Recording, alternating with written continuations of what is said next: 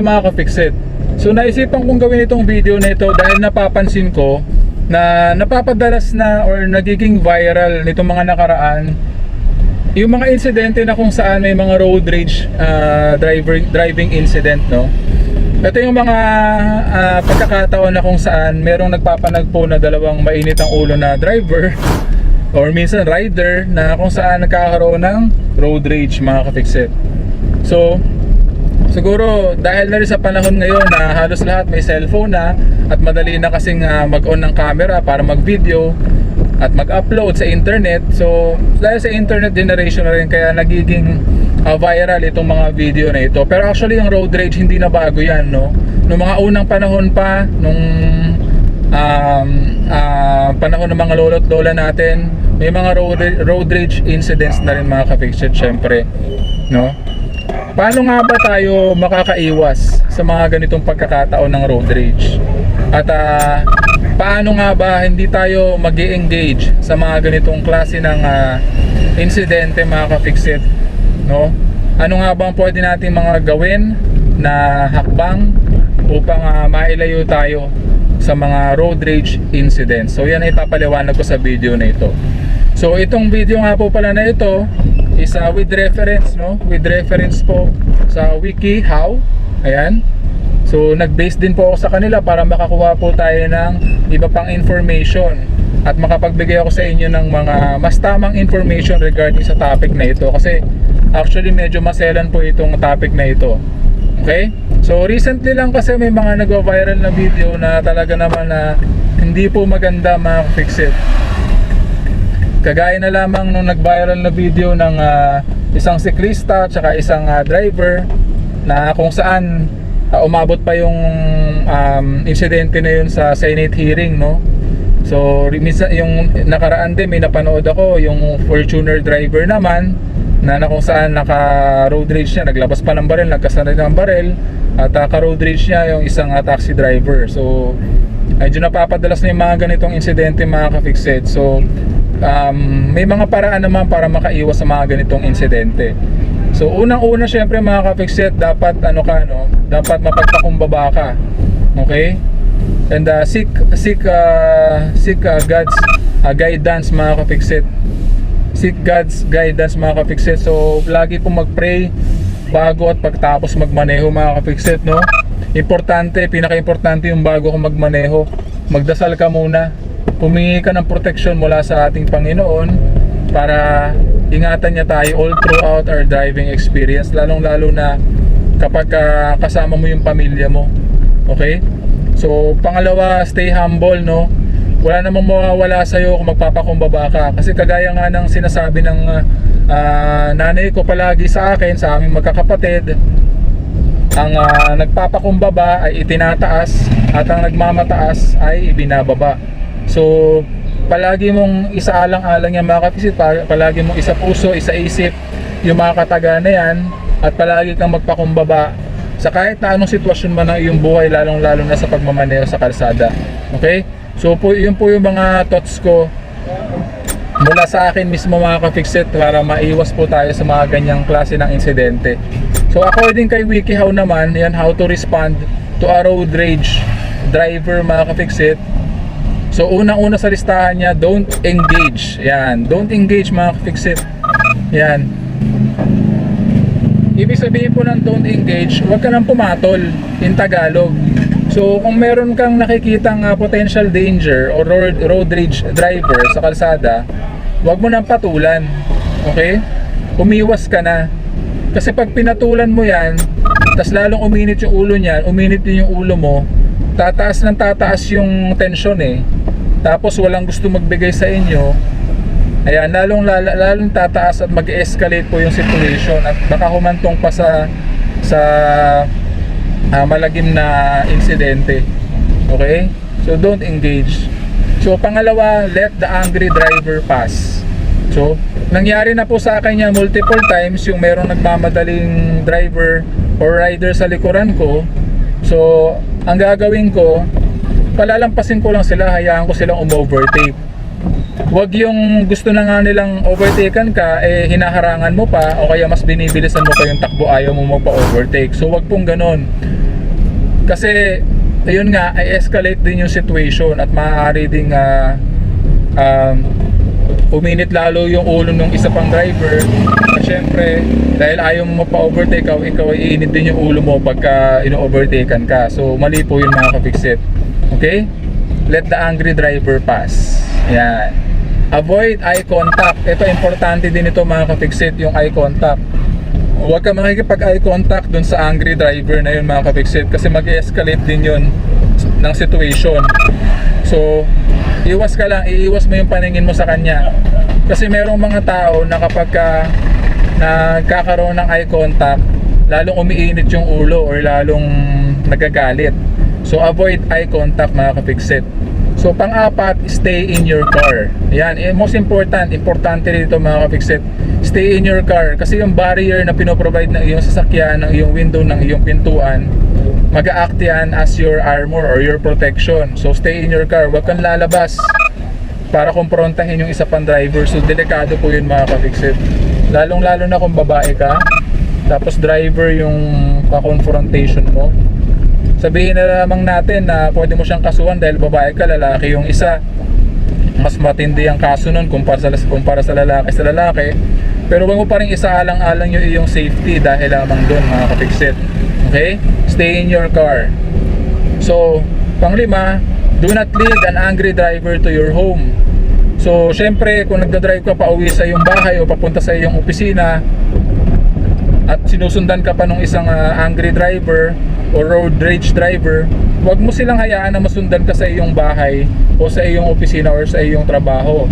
Magmaneho ka sa ibang direksyon, okay? Para medyo iligaw mo siya. Okay, importante yan kasi delikado na malaman nila yung location ng bahay mo or ng workplace mo. So, pang-anim, seek a safe place. Ayan yung pang-anim natin, seek a safe place. So, hanap ka ng police station, yan, o kaya munisipyo, pwede yun.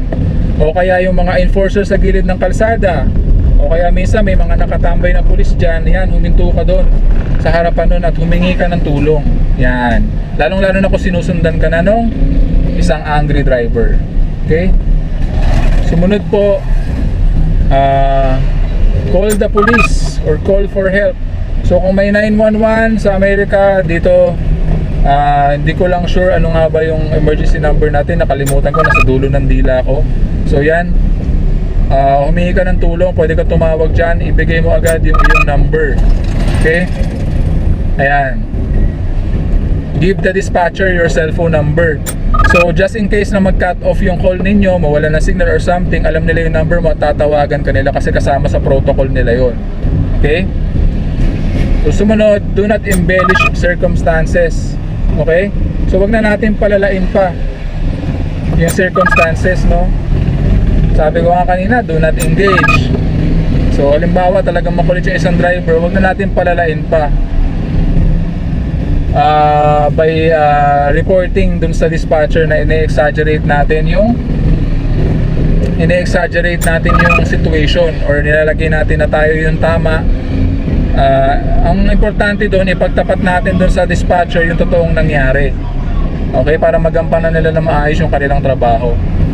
So, sunod, get the license number or license plate ng isang sasakyan.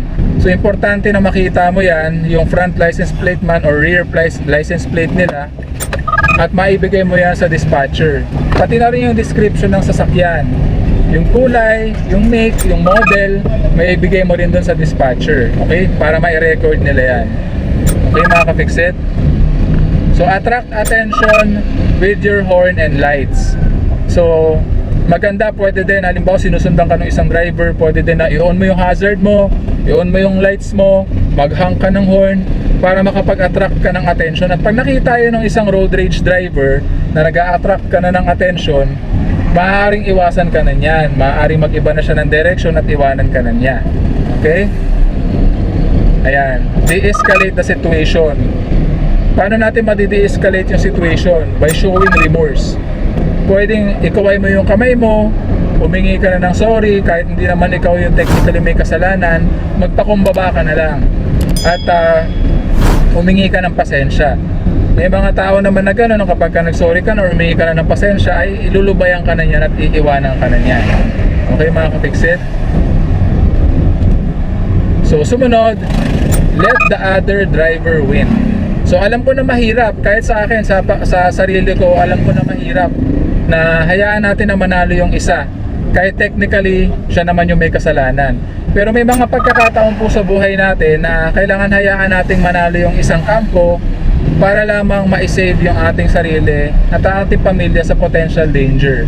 So kailangan magpakumbaba, seek guidance from God, at ibigay natin sa kanila yung panalo. Okay? Tandaan na hindi po karuwagan yung pag-iwas sa gulo or sa away mga ka-fixit. Actually, yun nga po yung nangangailangan ng sobrang tapang, na maging matapang ka para umiwas sa gulo. Maging matapang ka para humingi ng pasensya. Okay mga ka-fixit? Yan. So sumunod, calm yourself. Pakalmahin mo yung sarili mo. Huminga ka ng malalim, inhale, exhale, upang kumalma yung iyong sarili. At magdasal ka din. Malaking tulong din yung pagdadasal, no? Para kumalma yung iyong sarili sa ganong pagkakataon mga ka-fixit. Okay? So sumunod, analyze your driving. Kapag ka napakalma mo na yung sarili mo, i-analyze mo, isipin mo paano ka ba nagmaneho. Anong klaseng pagmamaneho ba yung ginawa mo? Kasi baka mamaya hindi naman pala kasalanan ng isang driver, kaya pala siya naiinis sa'yo dahil kasalanan mo dahil hindi ka nagmaneho ng tama or may nagawa kang mali sa iyong pagmaneho na hindi mo pa alam. So analyze your driving, kasi hindi sa lahat ng pagkakataon na mayroong road rage ikaw yung tama. May mga pagkakataon na ikaw yung mali. So analyze your driving, importante yan para sa susunod hindi mo na siya magawa or hindi na po mangyari. Okay mga ka-fixit? So yan po yung mga pointers natin pagdating sa pag-iwas sa road rage. Paano tayo makakaiwas sa road rage mga ka-fixit? Importante yan at tandaan mo lahat yan mga ka-fixit. Okay?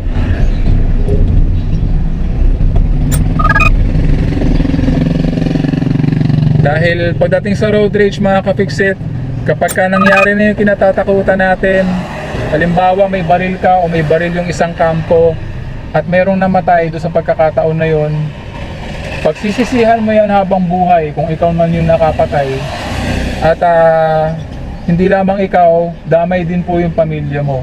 Kaya sa umpisa pa lang ng road rage, umiwas ka na, no? Do not engage.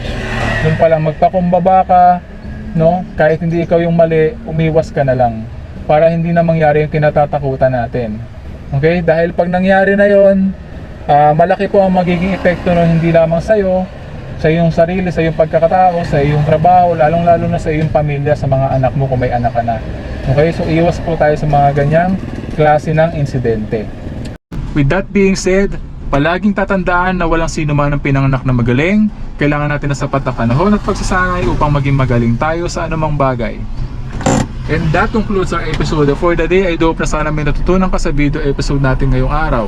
So kung hindi ka pa subscriber ng channel ko, please consider subscribing. Please like, leave a comment, and share my videos para makatulong din po sa iba. My name is Dennis o Fix It Dennis, fixing the way we drive. See you again on our next episode ng Fix It Dennis. Bye-bye!